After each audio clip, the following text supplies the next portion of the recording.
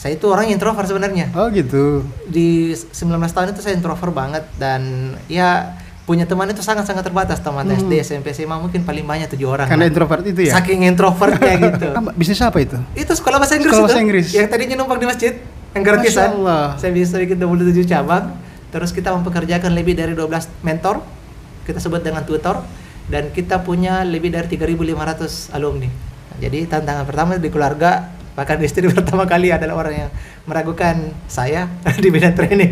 Dan saya pernah kerjakan proyek asing sampai 240 juta dan waktu itu kebetulan ketua yayasan saya, dia mengkhianati saya. Uangnya dibawa kabur, Ustaz. Dan sejak saat itu saya depresi, takut setiap kali ada orang yang ketuk-ketuk pintu, saya bilang itu adalah polisi yang akan memenjarakan saya. Saya tanya apa kendalanya, lumpuh selama beberapa tahun itu karena mohon maaf sesar. Sesar tiga-tiganya sesar semua. Malah saya menjadi wanita yang normal untuk anak saya dan suami saya. Jadi saya gunakan motivasi itu untuk membuat beliau sembuh. Saya terapi sekitar 45 menit kalau tidak salah di Hotel Gamar waktu itu. Dan alhamdulillah setelah itu dia jalan. Bismillah, assalamualaikum warahmatullahi wabarakatuh. Waalaikumsalam warahmatullahi wabarakatuh. Alhamdulillah, sahabat podcast kembali hadir menyapa Anda di hari ini. Masya Allah, setelah beberapa kali saya kedatangan tamu spesial, hari ini juga tamu spesial juga kembali hadir di podcast saya. Masya Allah. Tidak pernah ketemu sebelumnya, hanya saling sapa via sosmed, tapi akhirnya hari ini bisa ketemu langsung, tapi langsung di kursi panas, teman-teman. Masya Allah. Biasa. Mr. Anhar. Siap. Ya, gimana kabarnya? Alhamdulillah sehat sampai detik ini karena pernah atur janji sebelumnya, Ustaz. Iya, betul. Akhirnya di reschedule. Iya, di schedule karena ya qadarullah waktu itu sempat kurang fit dan alhamdulillah mungkin karena Tuhan bilang waktunya untuk istirahat. Masya Allah. Memang harus ada pengkhususan juga untuk tubuh ya. Betul. Supaya tidak terlalu diporsir. Iya. Masya Allah, luar biasa. Dari profesi yang saya lihat di sosial media, kemudian dari aktifnya kegiatan bersosial media juga, betul. Jangan-jangan ini orang kota nih. Iya, artinya sebenarnya orang tua itu sopeng sengkang, Ustaz. Sopeng iya. sengkang. Terus rumahnya orang tua sekarang itu di Sinjai. Oh gitu ya. Cuma memang alhamdulillah habis merantau 12 tahun kembali ke Makassar gitu. Kenapa saya bilang kembali ke Makassar? Karena lahir di sini di Makassar. Gitu. Oh gitu ya. Masya Allah. Ya, Masya Allah. Lahir di Makassar, setelah itu merantau lebih dari 30 kali pindah rumah. Gitu. Lebih dari 12 kota, Ustaz, dan akhirnya 12 tahun itu kembali ke Makassar di usia ya sebelum menikah lah. Sekitar 1-2 tahun sebelum menikah saya kembali ke Makassar. Jadi sejak kecil tidak bersama orang tua gitu ya? Bersama tapi banyak juga tinggalnya sendiri, bertahan hidup sendiri gitu. Padahal masih sendiri juga. Belum menikah. Waktu usia 19 tahun memutuskan untuk jauh dari orang tua, mau belajar tentang kehidupan dan mandiri betul. Oh, iya. Memang sosoknya suka sekali belajar begitu ya? Ya, seperti itu lah. Masya Allah, luar biasa. Iya. Sebenarnya apa sih yang Mr. Anhar inginkan dari hidup ini sampai segitunya untuk belajar di usia muda? Orang yang biasanya di usia remaja menghabiskan waktu bersama teman-teman seusianya, tapi ini melanglang buana. Siap. Ada dua hal sebenarnya. Yang pertama adalah karena saya itu orang introvert sebenarnya. Oh gitu. Di 19 tahun itu saya introvert banget dan ya punya teman itu sangat-sangat terbatas. Teman SD, SMP, SMA mungkin paling banyak 7 orang. Karena introvert itu ya? Saking introvertnya gitu. Tidak pernah bergaul. Kalau pergi ke sekolah cuma pergi ke sekolah dan pulang. Jarang ke kantin dan sebagainya. Akhirnya saya bilang, wah usia 19 tahun saya anak pertama, saya harus mandiri gitu. Itu yang pertama. Yang kedua adalah saya pernah ingat salah satu pesan orang tua saya yang membuat saya betul-betul berubah 180 derajat. Ada kalimat yang melekat di pikiran saya, dia bilang seperti ini, "Nak, sehebat apapun kamu nanti, kamu tidak bakalan pernah bisa jalan sendiri ke kuburan kalau kamu sudah meninggal." Udah dalam banget itu kalimatnya. Iya, betul, dalam banget. Artinya apa ya? Saya berpikir berhari-hari di usia 19 tahun, apa artinya ya? Oh, saya harus bergaul, saya harus keluar, saya jadi ekstrovert, kenal dengan orang banyak, saya harus merantau supaya punya banyak kenalan, bisa bermanfaat untuk banyak orang, dan nanti ada yang membawa kita nanti ke kuburan, nanti ada yang menyolati kita, insya Allah. Artinya introvert itu bisa jadi ekstrovert juga kalau dipaksa ya? Ya, bukan terpaksa sih, the power of kepepet. Gitu ya? Ya, Masya Allah, luar biasa. Jadi bagaimana orang tua kali itu ketika akhirnya Mr. Anhar memutuskan untuk memisah dari mereka? Awalnya berat. berat ya. Berat. Terutama ibu itu paling sedih waktu itu karena dibilang itu pertama kalinya saya meninggalkan rumah dan saya memilih tempat yang tidak ada sama sekali keluarga supaya tidak ada bantuan. Oh gitu ya. Iya, waktu itu orang tua masih tinggal di Sinjai dan saya pindah ke daerah Majene, Sulawesi Barat. Itu sekitar 13 jam dari rumah lah. Jadi susah minta bantuannya. Oh begitu ya. Iya, susah minta bantuan, hampir tidak ada keluarga di sana dan betul-betul bertahan hidup. Dan saya ingat hari pertama saya tiba di Majene, saya bingung karena tibanya tengah malam. Saya dikasih turun di pinggir jalan. Sudah. Maka saya ingat bahwa pertolongan pertama yang saya harus temukan adalah cari rumahnya Allah. Saya di masjid. Masjid ya. Masya Allah. Ya, ketika saya sholat situ, akhirnya setelah sholat subuh sampai saya nunggu duhur, ternyata ada orang yang pernah mengenal orang tua saya. Jadi dia bilang, wah bukan nanya Pak Hairis. Akhirnya saya dicarikan rumah kos-kosan dan bertahan hidup. Sejak saat itu saya bertahan dari kos satu ke kos yang lain dan sambil cari kerja. Tanpa sepengetahuan orang tua dan keluarga. Orang tua tahu di mana Majene, tapi mereka tidak tahu apa yang saya kerjakan. Oh, gitu. Lalu apa yang dikerjakan pada saat itu? Saya ingat bahwa orang tua saya membekali saya dengan ilmu. Maka saya bilang ini adalah yang sangat-sangat bermanfaat. Maka saya memberanikan diri untuk buka kursus-kursus kecil-kecilan, Ustaz. Bahasa Inggris. Iya. Berawal dari masjid. Jadi saya anak-anak masjid saya kursus gratiskan dulu. Ya Bahasa kan? Inggris. Bahasa Inggris. Dan setelah mereka senang, akhirnya saya kasih sertifikat pakai uang saya sendiri. Mereka senang, akhirnya orang tua bilang, Mister sayang kalau diputuskan ini kursusnya anak. Gimana kalau lanjut aja? Itu awalnya saya bertahan. Tapi berawal dari masjid, Ustaz. Masya Allah. Jadi kita awalnya di masjid, numpang di masjid, akhirnya bisa privat ke rumah-rumah orang tua siswa. Dari rumah orang tua siswa itu akhirnya bikin lembaga kursus, bikin sekolah bahasa Inggris. Masya Allah. Itu di umur 19 tahun? Usia 19 tahun. Jadi pendidikannya gimana tuh? Waktu itu saya kuliah semester 3 di kampus agama. STAI DDI namanya, Sekolah Tinggi Agama Islam DDI Majene. Sampai selesai? Sampai selesai. Masya Allah. Iya. Jadi sambil kuliah, sambil juga mengabdi begitu ya? Iya, mengajar ya? Masya Allah, luar biasa. Oke. Lalu apa selanjutnya yang terjadi dengan kesehariannya di tempat itu?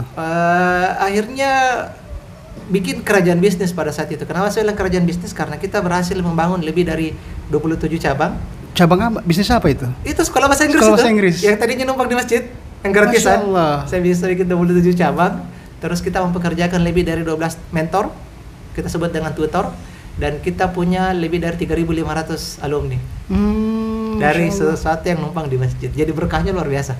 Luar biasa. Iya. Bagaimana caranya Mister membangun kerajaan bisnis itu? Artinya dari masjid, kemudian juga tidak mengenal banyak orang. Dapat juga, modal. Iya. Diri sendiri juga introvert dan segala macam. Iya. Bisa membangun kerajaan bisnis itu. Jadi intinya di situ trust atau kepercayaan yang paling utama sebenarnya. Karena kita itu selalu menjual bagaimana orang percaya sama kita, mempercayakan anak-anaknya disekolahkan ke kita, itu yang paling kita jaga dari dulu. Pokoknya semua alumni kita itu betul-betul kita jaga kualitasnya, Ustaz. Jadi dari sekolah bahasa Inggris itu, dari kursus itu berubah menjadi sekolah bahasa Inggris, dan akhirnya orang bilang, bagaimana kalau bikin cabang di daerah sini. Jadi kita buka cabang terus selama dalam waktu 4 tahun itu 2006 sampai 2010 kita bikin cabang sekitar 27 cabang, Ustaz. Tapi ilmunya itu dari mana? Siapa yang mentori? Awalnya kan tidak serta-merta bisa betul, nih betul. Gitu. Oke. Jadi usia 19 satu kesyukuran pada saat itu yang sempat tadi saya tidak ceritakan adalah kebetulan dapat beasiswa ke luar negeri. Jadi sempat dapat beasiswa ke 3 negara. Yaitu di Singapura, Inggris, Skotlandia. Itu pas saya tinggalkan orang tua. Saya apply beasiswa, lulus. Saya tidak sangka-sangka ternyata bisa lulus. Apply ke beasiswa itu, akhirnya dapat beasiswa. Tadi saya bilang Singapura, Inggris, Skotlandia. Bentuknya adalah sister school ya, dan juga global exchange ya, pertukaran. Nah di situ waktu di luar negeri saya punya insting saya betul-betul mindset saya berubah. Bahwa ternyata yang namanya skill itu nomor 1, yang namanya ijazah atau formalitas itu adalah nomor kesekian. Terus kita harus punya mindset yang terbuka. Pulang dari luar negeri, maka skill yang saya kuasai adalah bahasa Inggris. Terasah gitu kan. Jadi saya mulai bikin kurikulum. Yang pertama kali saya bikin kurikulum. Buat sendiri? Bikin sendiri. Terus bikin namanya seperti apa, terus mentraining para mentor, akhirnya bisa bikin cabang. Oh, jadi semuanya direkrut sendiri, Ikut sendiri, di training sendiri. sendiri. Masya Allah, luar biasa. Pakai standar sendiri. Masya Allah. Nah, gitu. Akhirnya dari masjid itu merambah kemana-mana. Orang kemana-mana, alhamdulillah. Berani sewa gedung gitu ya. Berani sewa gedung, serius. Masya Allah. Sewa gedung. Gitu. Jadi tingkat kepercayaan orang juga lebih besar ya. Banget, karena betul, sudah ya. di gedung, bukan lagi di masjid dan segala macam. Iya betul. Iya. Di gedung terkadang juga kita ada dari rumah orang yang dia hibahkan atau dia wakafkan. Pakai saja rumah saya misalnya sekitar 6 bulan Mister atau 1 tahun. Kita kerjasamakan saja. Kalau ada penghasilan dari situ kursus silakan dibayar untuk sewa gitu. Bisa kayak gitu. Mister. Masya Allah. Alhamdulillah. Mister, Ya. biasanya introvert itu Ya.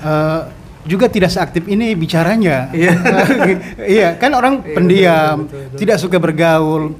Apakah Mr. Anhar ini termasuk tipe seperti itu kemudian mulai membuka diri dan baru diasah atau gimana tuh? Iya, Atau memang itu bawaan? Biasanya itu tadi 19 tahun itu yang merubah banyak mindset saya setelah balik dari luar negeri. Karena kalau saya bilang kalau di luar negeri dan kita introvert, mampus kita karena betul-betul yang namanya teknologi, informasi itu cepat sekali dan kita harus cepat beradaptasi. Sebulan di luar negeri saya mengalami yang namanya cross culture shock. Betul-betul shock dengan budaya, shock dengan makanan, shock dengan iklim, shock dengan toilet. Gitu ya. Shock dengan cuaca, shock dengan di sana kan ada AC. Iya. Yang ada adalah heater pengaturangan, shock dengan budaya kerja dan sebagainya. Betul-betul shock dan itu yang membuka mindset saya. Oh, saya harus betul-betul bertahan. Masya Allah. Dan tadinya saya yang introvertnya akhirnya mulai mengasah untuk public speaking, mulai mengasah bagaimana supaya bisa ramah dengan orang dan sebagainya. Masya Allah. Kebetulan waktu di luar negeri ada beberapa proyek yang saya kerjakan. Di antaranya itu yang pertama adalah saya kerja di panti-panti sosial. Artinya saya harus bergaul, bersosialisasi. Iya. Ikut dengan bahasanya mereka ya, dan sebagainya. Itu yang paling utama. Yang kedua adalah di sekolah anak-anak gelandangan. Nah, jadi terus pernah juga ngajar di tempat-tempat kayak autis dan sebagainya. Jadi itu mengasah saya skill secara psikologi juga. Cari pengalaman juga ya. Banget, Ustaz. Masya Allah. Dan Jadi betul-betul saya waktu ke sana sambil dapat beasiswa sebenarnya saya lagi healing secara gitu ya? otomatis. Saya tadinya introvert, terus saya punya banyak trauma, fobia dan sebagainya, itu akhirnya perlahan-lahan dia sembuh. Iya gitu. Masya Allah, luar biasa nih pengalamannya. Lalu bagaimana nasib?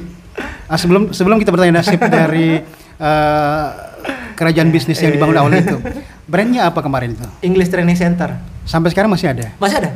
Tambah besar? Saya tidak bilang bertahan besar, tapi kita bilang sustain, dia bertahan. Iya, karena waktu dia sudah sampai di puncak, karena saya pernah janji sama orang tua, saya bilang saya tidak bakalan kembali ke Sinjai dalam waktu itu ke rumahnya orang tua kalau saya tidak berhasil. Terus orang tua bertanya, apa standar berhasilnya nak? Iya. Kalau saya punya sampai sekitar 3.000 alumni, murid, baru saya kembali. Ya Dan Allah. itu kan sempat dapat di 3.500 di tahun 2010. Maka saya kembali, Ustaz. Dan saya serahkan semua manajemen sama 12 mentor saya. Tutor saya, dan saya bilang jalankan. Kan ini adalah sesuatu yang paradoks banget, Ustaz. Iya. Ketika kita berada di puncak kesuksesan, Iya. kok diserahkan sama orang lain? Betul. Kenapa tidak diambil dan dipertahankan? Iya. Saya punya analogi seperti ini. Ketika kita mendaki gunung, apa yang kita lakukan kalau kita sudah sampai di puncak, Ustaz? Menikmatinya, bersyukur. Setelah menikmati dan bersyukur, turun kembali. tidak ada jalan lain kecuali turun, dan saya tidak mau turun. Saya termasuk orang yang tidak suka dengan penurunan kualitas. Oh gitu ya. Saya tidak mau turun. Maka ketika saya mencapai puncak karir saya sudah berhasil mencapai yang saya katakan sukses pada saat itu, saya sudah sampaikan kepada orang tua saya, maka tidak ada cara lain kecuali saya sampai puncaknya saya serahkan kepada orang lain. Maka saya tidak pernah mencapai yang namanya penurunan. Masya Allah, luar biasa. Memang mindsetnya harus dari diri sendiri ya. Betul. Masya Allah. Saya suka challenge dan terutama yang men-challenge diri saya sendiri. Ketika saya sudah mencapai itu, maka tidak ada cara lain kecuali saya jadikan itu sebagai milestone untuk pindah lagi. Masya Allah. Iya. Dan itu ranahnya hanya di Sulbar aja. Di Sulbar waktu itu. Tidak ada ekspansi ke mana gitu. Oh ya, sempat kita bikin satu cabang di Sinjai dan ada satu cabang di Tangerang juga. Sampai ke Jakarta kita bikin cabang. Dengan konsep yang sama. Dengan konsep yang sama. Masya Allah, luar biasa. Jadi dia lebih ke cozy course place. Jadi dia lebih mengarah kepada tempat kursus yang bikin pesertanya betul-betul nyaman, seperti ngobrol di rumah dan ngobrol dengan teman sendiri. Terus banyak kita bikin konsep juga kayak English Club, English Day, dan English Camp. Nah itu paling sering kita bikin English Camp, di mana anak-anak 3 hari belajar bahasa Inggris sampai betul-betul bisa speaking gitu. Baik, semenarik itu inovasi Mr. Anhardi. Itu ilmunya dari mana? Rata-rata dari luar negeri dan otodidak juga, Ustaz. Iya, otodidak saya belajar. Ide-ide itu keluar begitu aja? Keluar begitu aja karena itu saya bilang tadi, di luar negeri itu kreativitas nomor 1. Ya, jadi betul-betul yang namanya formalitas itu belakangan. Kita punya skill, kreativitas, inovasi itu yang lebih dihargai di luar negeri. Baik, banyak orang yang punya pengalaman besar, ilmu yang luar biasa di luar negeri termasuk, tapi begitu kembali karena lingkungan yang tidak mendukung akhirnya menyerah. Gimana tuh? Ya sama, waktu di awal-awal juga merintis begitu juga sebenarnya kejadiannya. Hampir menyerah. Hampir menyerah, putus asa, sempat bilang, makanya saya hentikan saja ini usaha. Cuma saya bilang saya punya visi misi gimana harus bermanfaat. Karena saya sudah terlanjur tertrigger dengan kalimat ibu saya. Kalau kamu meninggal nanti kau jalan sendiri ke kuburan. Nggak mungkin, saya harus bermanfaat untuk orang banyak. Jadi itu yang selalu memotivasi saya sampai detik ini, bahkan hari ini. Kenapa kita mau bikin lembaga, kita bikin yayasan, kita bikin panti asuhan, kita bikin masjid, kita bikin pesantren, kita bikin gereja hipnoterapi, klinik itu karena itu. Oh, Masya Allah, luar biasa. Jadi setelah kerajaan bisnis ini yang awal dibentuk ini, setelahnya Mr. Anhar buat apa lagi? Nah, karena itu adalah milestone, maka akhirnya setelah itu saya bilang saya mau kembali ke Makassar. Saya coba mau menjadi dosen bahasa Inggris. Wah, ini sesuatu yang baru karena kenapa? Saya ingin membanggakan orang tua saya yang dulu menguliahkan saya waktu S1. Dia berharap anaknya juga ada yang bisa jadi pengajar, dosen lah dan sebagainya. Jadi saya kembali ke Makassar dan sempat jadi dosen bahasa Inggris di kampus LP3I dan dosen bahasa Indonesia di UNM. Masya Allah. Di 2 kampus pada waktu itu 2010 sampai 2015. Dan dunia dosen itu keren. Keren secara stigma di masyarakat bahwa dipanggil dosen itu luar biasa. Masya Allah. Pada saat itu. Tapi saya bilang itu adalah cuma sekedar batu loncatan saja karena ternyata setelah jadi dosen saya orangnya memang tipenya suka challenge, kemudian suka oportunis, melihat bahwa ketika saya ngajar di dunia kampus berarti terbatas itu saja dengan mahasiswa saya bilang saya mau dunia yang lebih luas lagi dan akhirnya saya memutuskan jadi trainer di 2015. Menjadi trainer, motivator, public speaker lah. Dan itu juga kan butuh mentor dan segala macam, butuh bimbingan segala macam. Itu belajarnya dari mana? Lagi-lagi otodidak, Ustaz. Otodidak. Tidak pernah ikut training trainer tapi artinya untuk dari trainer itu untuk mengangkat mentor, artinya waktu itu kebanyakan otodidaknya. Nanti belakangan baru kami punya mentor, misalnya di bidang bisnis kemudian di bidang agama alhamdulillah kita punya Ustadz Luqmanul Hakim misalnya, Ustaz Adi Hidayat sering saya dengarkan ceramahnya dan sebagainya. Kalau di bidang bisnis itu misalnya Coach Fitra Jaya Saleh, itu penting bagi kita yang sekarang. Jadi tetap ada mentor di bidang bisnis, di bidang spiritual dan di bidang kehidupan. Tetapi lagi-lagi kalau bukan dari kita, kita sendiri jadi mentor untuk diri kita sendiri memang susah, susah digerakkan. Masya Allah. Dan memang sebanyak apapun ilmu yang kita dapat dari luar, kalau kita tidak ada minat untuk mengembangkan diri betul sekali. Jalan di tempat Betul. Masya Allah, luar biasa.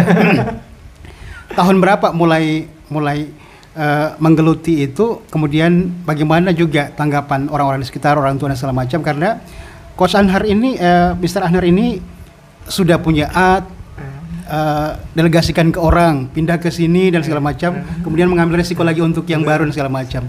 Itu gimana tuh? Iya, betul. Termasuk waktu saya keluar dari dosen tuh berat. Keluar lagi dari dosen? Karena tantangannya adalah keluarga.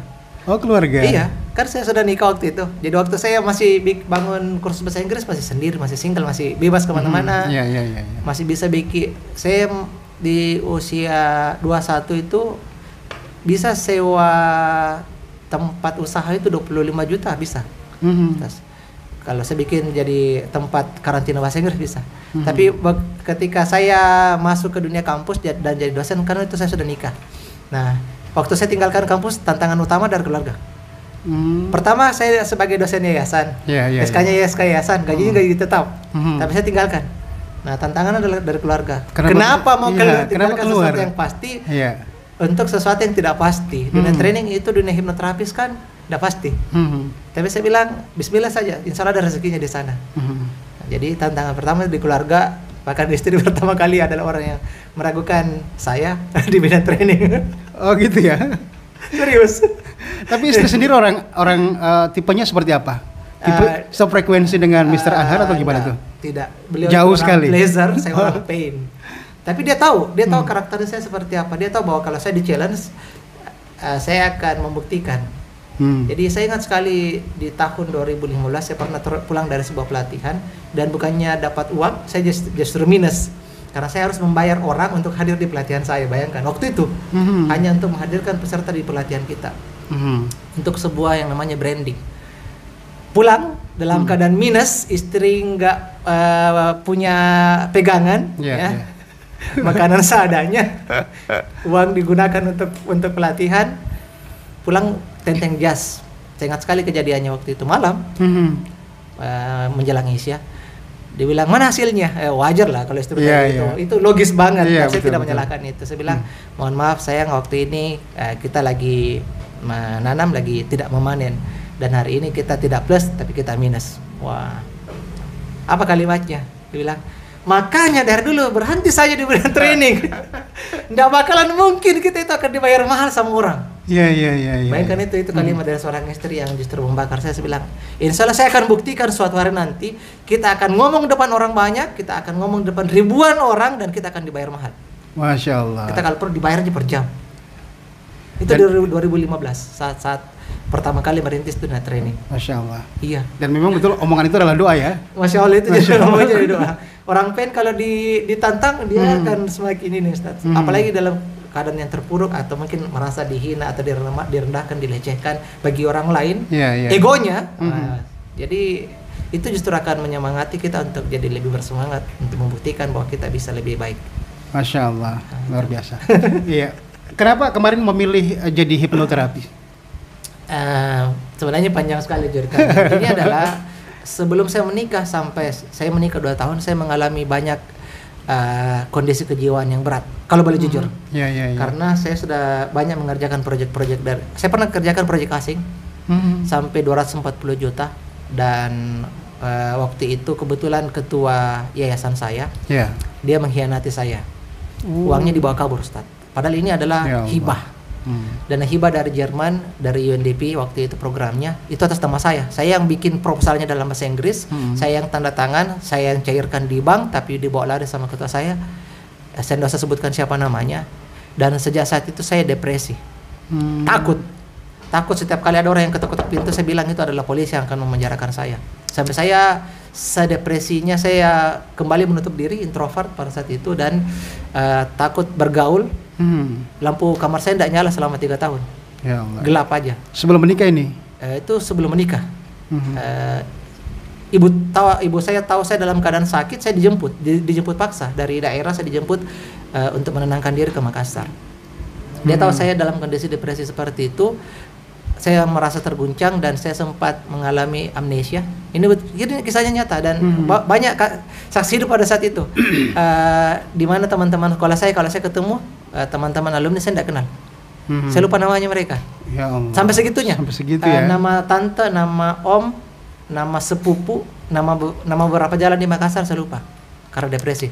Karena saya mengalami amnesia pada saat itu. Nah, saya terbangun di waktu asar waktu itu, tiba-tiba terbangun begitu saja. Saya bilang, wah, usia saya 21 tahun, dan kalau saya depresi, saya pikun dini seperti sekarang, bagaimana masa depan saya? Saya harus berubah. Maka saya gunakan berbagai cara untuk bisa sembuh.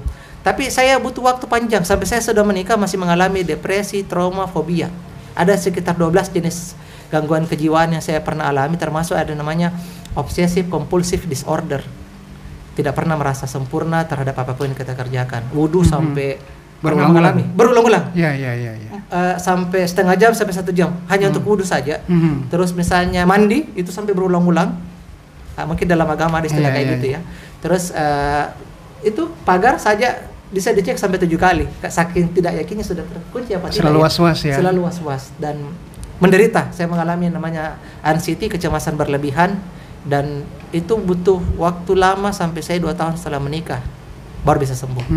Nah, di tahun 2015 saya baru sadar ternyata metode yang saya gunakan untuk sembuh bertahun-tahun itu ternyata adalah metode hipnosis. Fokus intinya adalah gimana caranya mengalihkan fokus dan diarahkan untuk pengembangan diri, memusatkan pikiran, menyembuhkan diri dari dalam dan sebagainya. Terutama kondisi mental dan perasaan. Nah, itu. Waktu itu tidak dibantu psikiater. Tidak dibantu sama sekali. Jadi mengobati diri sendiri. Mengobati diri sendiri. Saya butuh waktu sekitar 7-8 tahun untuk sembuh, Ustaz. Dan sangat-sangat menderita. Sholat, saya jujur aja nanti banyak saksi hidup kok. Saya pernah mimpin sholat lama sekali. Takbir aja bisa sejam. Istri saya paling menderita. Bisa di rakaat keempat saya ulangi kembali, Ustaz. Karena tidak yakinnya dengan tadi ini sudah rakaat ketiga atau keempat ya. Ini tadi sudah apakah? Ini tadi wudunya sudah benarkah? Diulang lagi sholatnya. Ya Allah. Iya, menderita banget dan butuh bertahun-tahun untuk bisa sembuh. Gitu. Akhirnya itu dijadikan setelah sembuh, ternyata adalah metode hipnosis yang saya gunakan. Nah, begitu saya tahu saya belajar kembali tentang hipnosis, saya mengeluarkan budget yang besar, belajar hipnosis sampai ke Jakarta, ambil sertifikasinya. Saya bilang ilmu ini bermanfaat, ini harus diajarkan sama orang. Nah, Masya Allah, luar biasa. Gitu. Dan memang kalau teori itu kalau kita memang merasakan sendiri lebih mudah mengaplikasikan ke orang ya. Pernah menjadi korban lebih gampang ketika kita tahu betul. Makanya sekarang alhamdulillah lebih peka. Kalau ketemu sama orang dari lihat gara-gara itu saja kita sudah tahu, oh ini kayaknya ada traumanya, ini ada fobianya. Padahal tidak semua itu didapat dari bangku pendidikan ya. Bukan dari pendidikan, dari buku yang dibaca. Karena pernah dirasakan pengalaman ya, Masya Allah. Luar biasa ini pengalamannya dari Mr. Anhar, luar biasa. Gini Mister, ini mungkin sedikit ilmunya. Semisal ada orang yang mengalami trauma yang sama atau mungkin mengalami depresi akut dan segala macam, sedikit ilmu dari Mr. Anhar untuk keluar dari persoalan itu kan. Tadi sempat disentil nih awal mula jadi hipnoterapi itu dari situ. Betul. Tapi belum nyentil nih poin-poinnya. Lepas dari depresi itu apa aja yang perlu dilakukan oleh seseorang yang kena depresi? Dari pengalaman ternyata ada 3 yang harus diperbaiki, Ustaz. Yang pertama namanya mindset. Mindset itu artinya pola pikir. Jadi ternyata dengan merubah pola pikir kita bisa merubah aktivitas kita, merubah sensasi, respon dan sebagainya, stimulus yang masuk kita bisa perbaiki ketika kita berpikir tentang pola pikir. Karena ada sebuah kaidah di hipnoterapi menyatakan bahwa segala sesuatu yang terjadi di dunia ini itu sifatnya adalah netral. Tinggal kita memilih respon apa ketika hal itu terjadi. Apa kita mau mengarahkan ke positif atau negatif. Itu mindset. Nah, yang kedua adalah larinya ke heart set. Nah, jadi bukan cuma pola pikir, tapi ada juga namanya pola rasa. Setelah kita berpikir, kita harus bisa mengelola yang namanya rasa kita sendiri. Dendam, benci, marah, kecewa, sakit hati itu kan sebenarnya bisa dikelola. Kayak misalnya tadi kata-kata dari istri saya yang harusnya negatif, tapi justru saya jadikan itu sebagai motivasi untuk membuktikan bahwa saya bisa. Nah, itu namanya heart set. Penghubung antara mindset sama heart set, disitulah kolbu, disitulah nuraninya kita. Jadi kita bisa dikatakan penuntun yang tidak pernah bohong, nggak pernah salah, itu adalah kolbu kita, nurani kita. Gitu. Oh begitu ya. Jadi mindset, heart set, dan kolbu. Masya Allah, luar biasa. Dan itu memang dialami langsung oleh Mr. Anhar. Iya betul. Terasa betul waktu itu. Sebelum menikah sampai pasca menikah itu betul-betul perjuangannya berat. Sebenarnya bukan di perjuangan ekonomis Ustaz, tapi perjuangannya adalah bagaimana menyembuhkan saya pribadi dulu, baru bisa membina rumah tangga yang normal, netral bagi orang pada umumnya. Iya. Gitu. Karena cukup lama juga, 8 tahun lepas dari itu. Luar biasa perjuangannya, karena kayak trauma, fobia itu misalnya fobia dengan ketinggian, ruang sempit, tempat yang gelap, kemudian fobia dengan keramaian, suara berisik dan sebagainya, terus fobia dengan darah, binatang melata, binatang-binatang besar, terus segala jenis kecemasan ketika berada di depan orang banyak, panic attack, tiba-tiba panik, tiba-tiba langsung shock, tiba-tiba susah mengontrol nafas dan sebagainya, itu sering sekali. Tapi semua lepas sekarang. Tinggal satu, Ustaz. Jadi dari 12 itu tinggal satu yang yaitu klaustrofobia, fobia dengan ruang sempit. Oh gitu tinggal ya. itu aja yang belum sembuh, tapi alhamdulillah lumayan lah ya. Dari 12 ini sembuh 11 kan. Mungkin Tuhan bilang jangan dikasih semua masa terlalu perfect ya. Jadi disisakan satu sampai sekarang, yaitu klaustrofobia. Itu kalau di ruang yang sempit tiba-tiba saya langsung jadi panik. Oh gitu ya. Oh Masya Allah. Oke, jadi hipnoterapi ini berapa lama atau masih sampai sekarang digeluti? Sampai sekarang saya geluti sejak tahun 2015. Saya bilang ilmu ini bermanfaat dan harusnya diajarkan sama orang banyak. Maka saya ingat sekali pertama kali yang saya terapi adalah istri saya sendiri. Istri saya sendiri waktu menikah ternyata punya trauma juga. Oh gitu ya? Iya, punya trauma, dan saya bantu untuk keluar dari trauma selama sekitar 2 tahun sembuh. Terus anak saya misalnya kayak gimana hentikan dia ngedot, hentikan dia supaya nggak diayun lagi, gitu, perlu juga. Terus orang tua saya mungkin fobia sama binatang melata, saya bantu sembuh, alhamdulillah. Jadi saya bilang setelah di keluarga saya sendiri berhasil saya terapkan, akhirnya saya bilang ajarkan sama orang lain. Ini banyak sekali yang bisa kita bantu. Jadi sekedar informasi teman-teman, hipnosis itu ilmiah, alamiah sama Islamiah. Ilmiahnya karena dia berbasis sains, ya, terbukti, pengalaman empiris, dan itu sudah berlaku beratus-ratus tahun bahkan. Terus dia adalah alamiah karena kita semua dalam setiap hari itu sebenarnya mengalami fenomena hipnosis. Kapanpun kita merasa fokus, ya, itu namanya kondisi hipnosis. Ya. Terus yang kemudian dia Islamiah karena kenapa? Ternyata dalam Islam kaidah-kaidah hipnosis banyak sekali, Ustaz. Bahkan misalnya sebagai contoh misalnya satu ya, ada kejadian ketika sahabat misalnya terkena panah, terus dibilang Rasulullah izinkan saya sholat 2 rakaat dan ketika saya sementara sholat cabutlah panah saya. Itu karena hipnosis. Karena dia fokus sekali, dia fokus kepada sholatnya. Ketika panah-panahnya dicabut nggak terasa.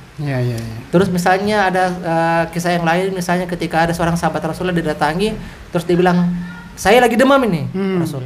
Dan andainya penyakit ini dialami sama seseorang, dia pasti akan mengiringnya ke kuburan. Maka Rasulullah mengatakan, ya udah, kalau kamu mengatakan seperti itu, maka kamu akan mendapatkannya. Itu hipnosis juga. Jadi banyak sekali kaidah-kaidah itu terjadi di sekitar kita. Oh, kita baru sadar, oh ternyata ini fenomena alamiah ya. Ini Islami dan bisa dijelaskan. Masya Allah. Padahal sebagian orang memandang negatif hipnosis ya. Yang dianggap negatif sebenarnya istilahnya doang. Istilahnya.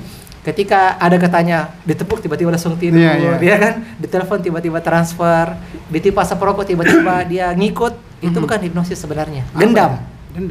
Gendam ATM. Oh, gendam. Iya, bukan gendam ya. Gendam ATM artinya apa? Memang ada ritual-ritual mungkin walau alam. Tapi itu nyata, fakta. Itu ada. Gendam ada. Tapi kalau hipno yang kami pelajari dan geluti selama 8 tahun ini susah dan memang tidak bisa digunakan untuk mengarahkan orang ke sesuatu yang negatif, karena kami pernah coba tidak bisa, tidak pernah berhasil. Siapa tahu ada teman-teman yang lebih daripada kami, lebih dari 8 tahun mungkin pernah menerapkan, silahkan. Tapi sampai detik ini kami tidak bisa gunakan untuk itu, karena ada salah sebuah kaidah dalam hipnosis itu adalah dia 3 harus terpenuhi. Harus fokus, harus sadar dan harus mau. Salah satunya aja nggak bisa. Ada orang berterapi berhenti merokok. Ketika dia bilang saya datang ke sini karena disuruh sama istri, maka pada saat itu tidak bisa diterapi. Tapi kalau dia bilang karena kemauan sendiri, bisa. Ada kami pernah terapi orang 25 tahun dia merokok jenisnya Marlboro, 2 bungkus per hari.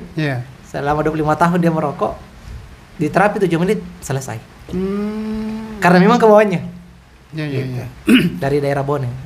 Keluhan orang ini beda-beda. Konsep terapisnya sama atau gimana? Kalau konsepnya adalah hipnosis itu adalah tanpa alat, tanpa obat. Itu dulu yang perlu kita ketahui. Lantas lewat mandong, lewat komunikasi persuasif. Nah, ini yang beda dari komunikasi hipnosis, itu punya langkah-langkah, step-step, metode. Contoh misalnya Ustadz punya teman yang merokok, Ustadz nasihati, kira-kira dia berhenti merokok? Nggak serta-merta. Biar kita kasih keluar ayat, hadis. Tapi dalam kondisi hipnosis, kita memberikan sugesti kepada dia. Ketika dia rokok, dia bisa muntah-muntah. Kalau sugestinya dia terima. Seperti itu. Jadi itu ada langkah-langkahnya dan itu memang dipelajari, Ustaz. Jadi berdasarkan based on keilmuan kejiwaan lah kita pelajari bagaimana baca karakternya lah, gimana memasukkan sugestinya, itu ada langkah-langkah atau tahapan-tahapannya. Kita pun bekerja itu tidak serta-merta ada klien langsung kita tangani. Pasti kita gali dulu, ada namanya intake interview. Jadi kita kerja itu berdasarkan prinsipnya adalah betul-betul harus ilmiah, Ustaz. Nggak langsung serta-merta tangani kasus selesai, enggak. Masya Allah. Ya, bahkan terkadang lebih ribet, bahkan interviewnya itu lebih panjang daripada penanganannya sendiri. Gitu. Dan selama ini sudah banyak yang ditangani? Alhamdulillah sudah ribuan. Masya Allah. Ada juga penyakit yang sudah mendaun? Ada banyak. Tadi misalnya kayak kecanduan atau misalnya kayak mohon maaf kayak LGBT, lesbian, gay dan sebagainya, itu kan bisa sembuh juga. Kejiwaan, iya.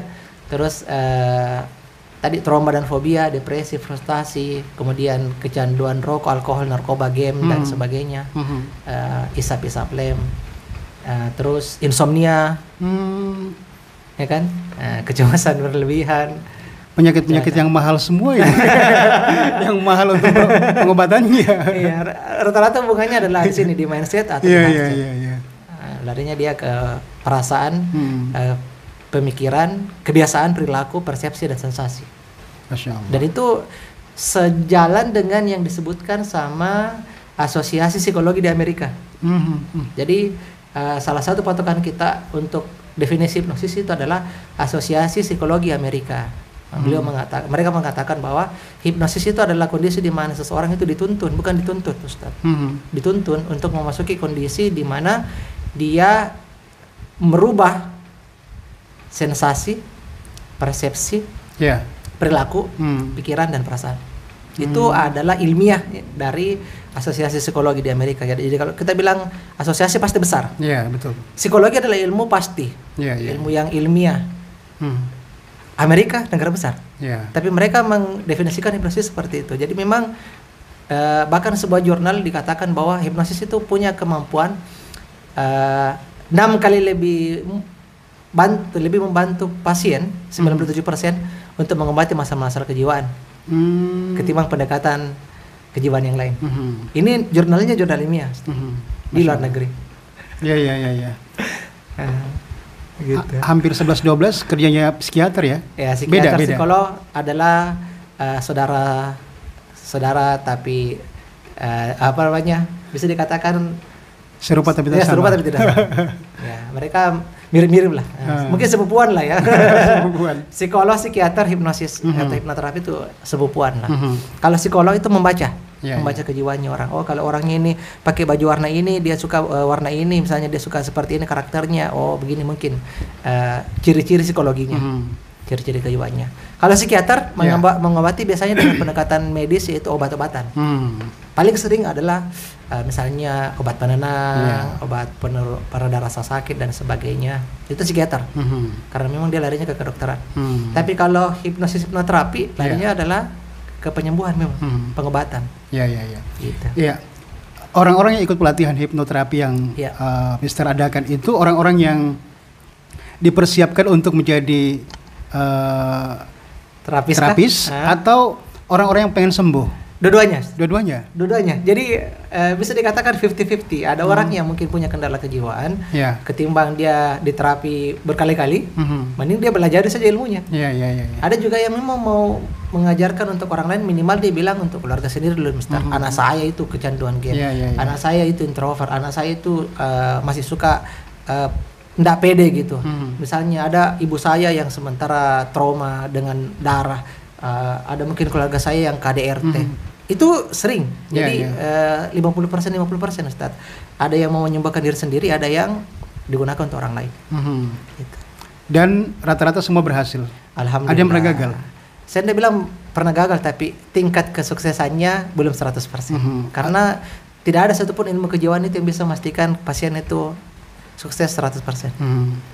Ya, gitu ceritanya. Sama dengan kalau kita anggap misalnya ada keluarganya Ustadz ya.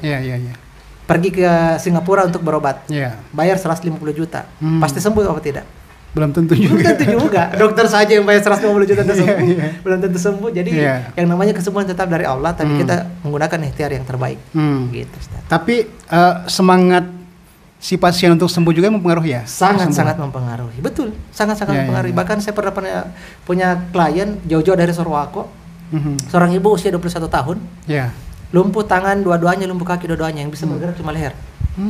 Dia dibawa terbang dari Sorowako sama keluarganya hanya untuk ketemu sama saya di Hotel Gamara. Saya tanya apa kendalanya, lumpuh selama beberapa tahun itu karena mohon maaf sesar. Sesar ketiga kalinya, tiga-tiganya sesar semua. Anak pertama aman, anak kedua aman, anak ketiga ternyata waktu sesar mungkin ada salah satu kena sarafnya, nauzubillah, walau alam ini karena masalah apa? Mungkin ada masalah di situ, akhirnya bikin dia lumpuh. Nah, ini kan berat. Berat dari kondisi kejiwaannya dia, berat dari segi kondisi fisiknya dia, berat banget. Betul. Usia 21 tahun, Ustaz. Dia punya anak 3 orang. Punya suami, tapi gimana rasanya kalau 21 tahun dan tidak bisa melayani keluarga? Betul. Tidak bisa merawat anak, tidak bisa melayani suami. Berat apa tidak, Ustaz? Berat. Mau tahu yang lebih berat? Suaminya minta poligami. Dan dia bawa surat. Suaminya ini bawa surat. Waktu saya ketemu, suaminya bawa surat untuk ditandatangani persetujuan untuk poligami. Jadi tambah berat. Ujiannya tambah berat. Depresinya akut. Tapi dia bilang, saya mau sekali untuk sembuh. Karena kenapa? Minimal saya menjadi wanita yang normal untuk anak saya dan suami saya. Jadi saya gunakan motivasi itu untuk membuat beliau sembuh. Saya terapi sekitar 45 menit kalau tidak salah di Hotel Gamar waktu itu. Dan alhamdulillah setelah itu dia jalan tanpa menggunakan kursi roda. Ada videonya di YouTube Anhar Foundation. Nanti teman-teman bisa lihat. Lumpuh bisa jalan itu ada di YouTube Anhar Foundation sebagai sebuah pembuktian bahwa ternyata keinginan terbesar kita untuk berubah itu sangat-sangat berpengaruh, Ustaz. Masya Allah. Ya, alhamdulillah. Semua itu pasti atas izinnya Allah. Tetapi ingat kembali lagi kepada niat kita besar. Masya Allah. Jadi buat teman-teman mungkin yang penasaran boleh main ke channel beliau Anhar Foundation. Anhar Foundation di Instagram, TikTok sama YouTube, Ustaz. Masya Allah, luar biasa. Iya. Ini kalau saya lihat dari profilnya banyak sekali yang digeluti nih. Dikupas dalam 1 jam ini kurang juga. Ini baru hipnoterapis, kita sudah mau habis waktu. Iya. Oke. Salah satu hipnoterapis ini juga masuk dalam salah satu usaha di Anhar Foundation. Betul. Oke, mungkin Mister cerita dulu.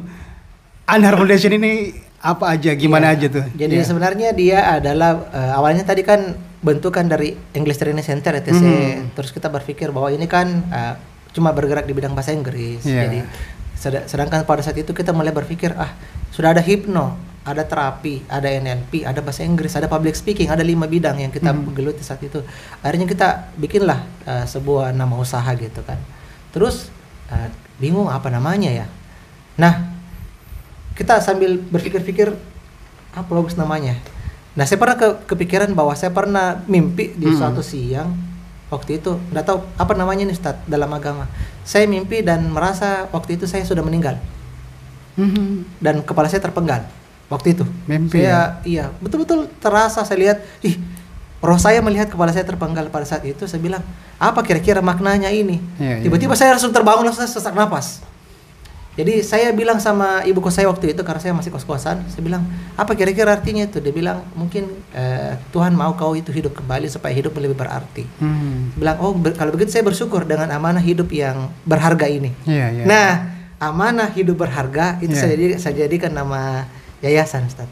Oh gitu. Amanah hidup berharga. Tapi kan kepanjangan. Yayasan Amanah Hidup Berharga kepanjangan. Kepanjangan. Singkatannya gimana kalau singkatannya Anhar saja? Jadi sebenarnya Anhar Foundation adalah kepanjangan dari Yayasan Amanah Hidup Berharga. Singkat Anhar. Foundation adalah terjemahan dari yayasan dalam bahasa Inggris. Padahal orang lihatnya ini nama besarnya, ini yang dipakai ini kayaknya. Padahal itu adalah singkatan sebenarnya. Oh gitu ya, Masya Allah. Cukup kreatif juga, Masya Allah. Orang sampai tidak mengira ke arah situ, kepikiran ke arah situ. Akhirnya termotivasi juga waktu itu juga pernah ada namanya Habibie Center. Beliau adalah seorang panutan saya juga, almarhum. Pernah ketemu waktu di Jakarta, Pak Presiden Habibie pada saat itu, dan beliau berpesan bahwa jadilah orang yang ketika wafat tetap dikenang namanya. Maka saya bilang oke lah, kalau gitu saya balik nanti ke Makassar, saya kasih nama yayasan saya Anhar Foundation. Terus dulu ada namanya Meridiana Learning Center dan sebagainya, itu kan menggunakan nama orang. Iya. Jadi saya bilang tidak ada salahnya mungkin kita melekatkan nama orang ke nama yayasan, tapi nanti seiring perkembangan waktu Anhar Foundation bukan Mr. Anhar. Karena banyak trainer, ya kan, banyak divisi dan sebagainya. Baik, di Anhar Foundation ini juga salah satunya juga mungkin melahirkan trainer-trainer juga ya? Alhamdulillah melahirkan trainer juga. Sekarang sudah puluhan juga. Puluhan ya? Alhamdulillah. Dan itu mereka sudah action di mana-mana? Action di mana-mana. Sudah jam terbangnya sudah kemana-mana lah. Nasional lah. Oh, Masya Allah. Luar biasa. Internasional ada juga. Karena di tahun ini kita kerjasama sampai ke Singapura, kita sampai ke Malaysia, kita bawa trainer juga ke sana. Gitu. Alhamdulillah. Apa aja yang dinaungi oleh Anhar Foundation ini? Sekolah tadi? Banyak, Ustaz. Jadi ada sekitar 9 unit usaha sebenarnya.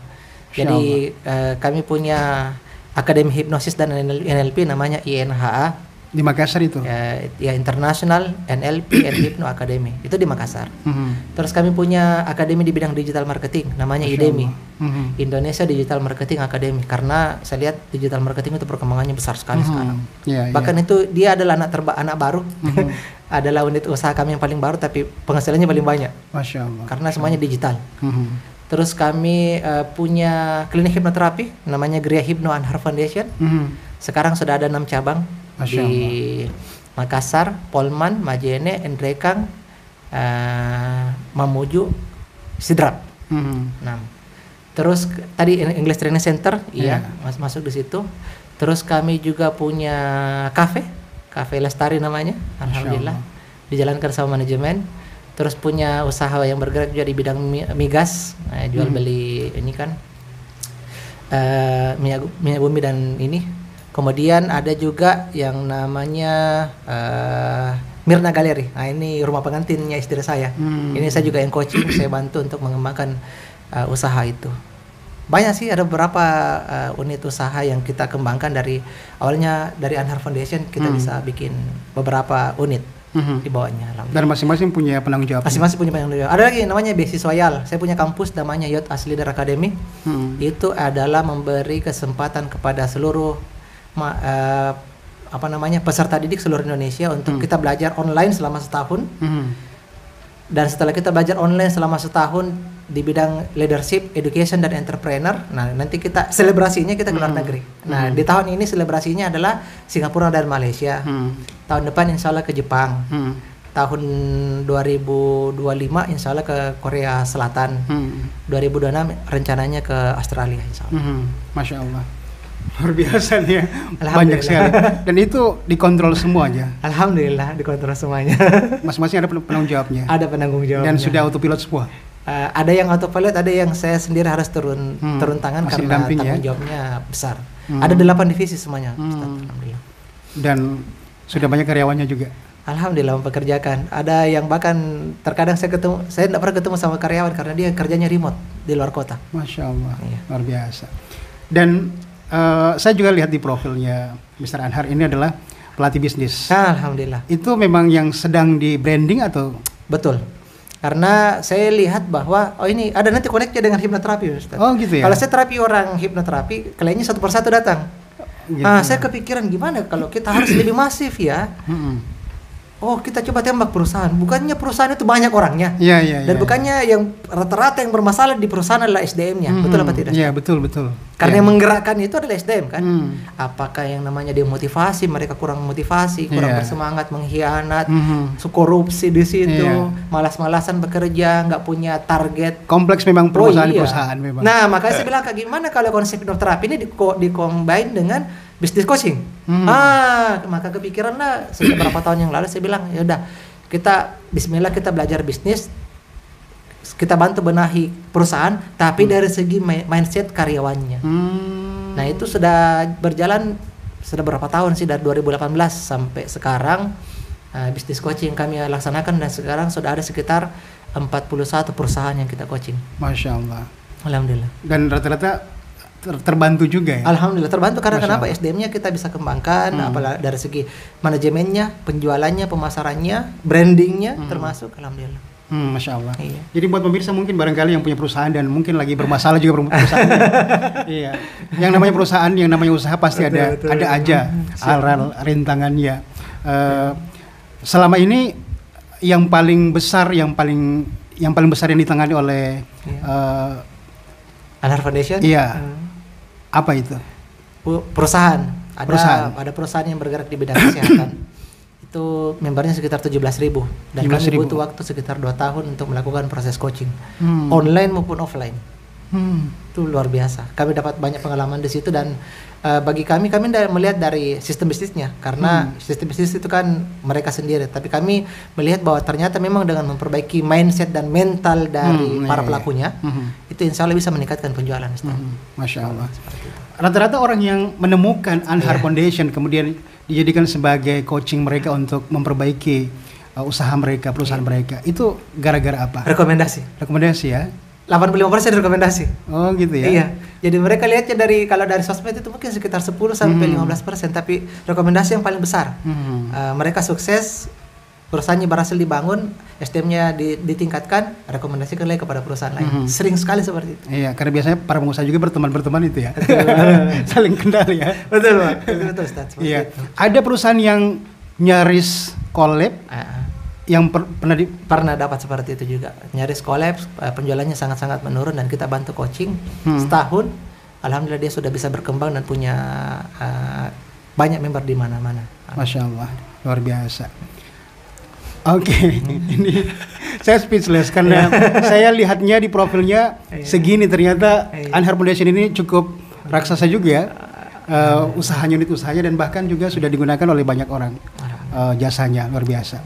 Kedepannya sudah ada planning apa, Coach Mister? Jadi kedepannya adalah sebenarnya kami lebih punya namanya blueprint dari Anhar Foundation itu sendiri, bagaimana kita mengoptimalkan dulu ini 8 divisi.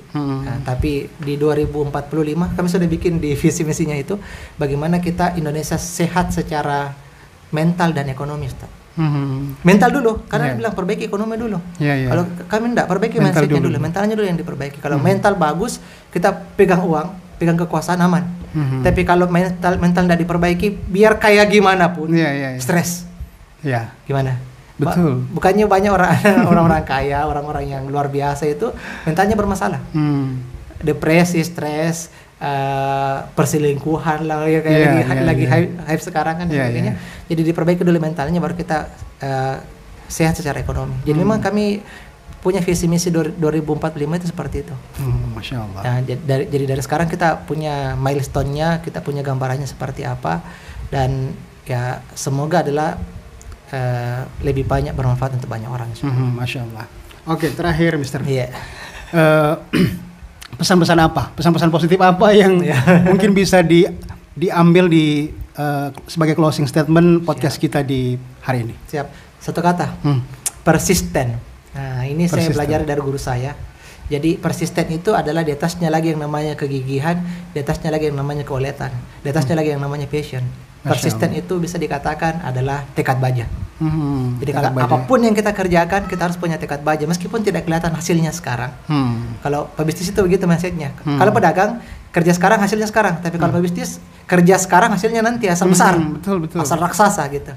Maka apapun yang kita lakukan, Anda jadi mahasiswa kah, Anda jadi karyawan kah, Anda jadi seorang business owner kah, Anda jadi seorang mentor kah, apapun kerjaan kita harus persisten dengan apapun itu, karena itu juga yang membuat Rasulullah Muhammad SAW salawat atas beliau, yang membuat itu beliau sangat-sangat persisten di bidang agama, persisten di bidang kepemimpinan, persisten di bidang politik, ekonomi, budaya. Akhirnya Islam pernah menjadi agama yang menguasai 2/3 dunia.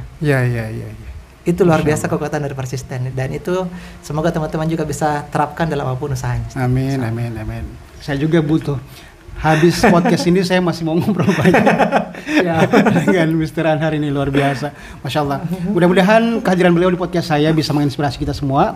Dan nanti saya cantumkan di bio ya.